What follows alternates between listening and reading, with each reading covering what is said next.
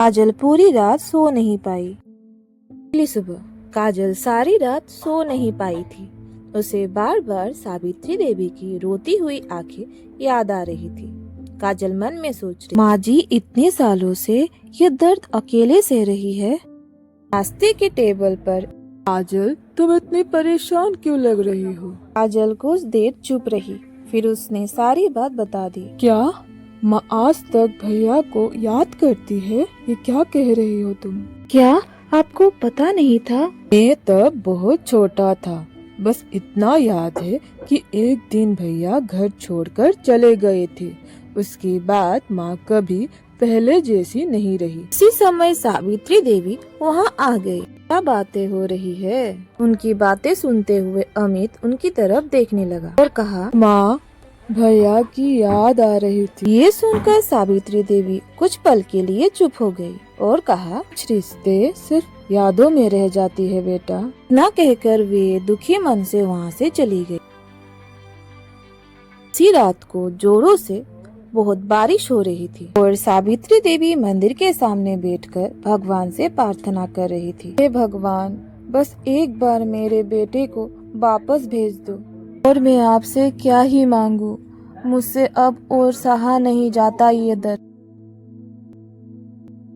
काजल अपनी बेटी के साथ खेल रही थी। भी अचानक दरवाजे पर दस्तक हुई और दरवाजा खटखटाने की आवाज हुई। प्रिया दौड़कर दरवाजा खोलने लगी। तभी काजल ने कहा, अरे धीरे बेटा। दरवाजा खुला। अंदर एक भीगा हुआ आदमी खड़ा था।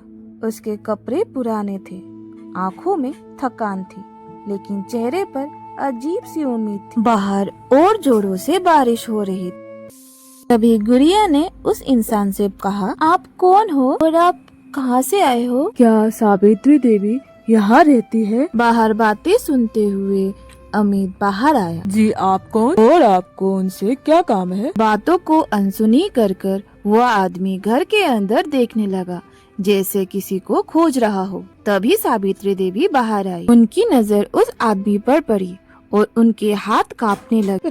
रोहन, तुम और यहाँ कैसे? ये सुनकर आदमी के आंखों से आंसू बह निकले। माँ, ये सुनकर पूरा घर सन्न रह गया। भैया, सच में आप हो? रोहन धीरे धीरे सबके पास आया और सावित्री देवी भी रोते हुए गले लगा ली। मुझे माफ कर दो माँ, मुझसे गलती हो गई। तूने आने में इतनी देर क्यों कर दी बेटा? डरता था माँ कि आप मुझे अपनाएंगी या नहीं। सावित्री देवी फुट फुट कर रोने लगी। पागल लड़के, माँ अपने बच्चे से नाराज हो सकती है, नफरत नहीं कर सकती।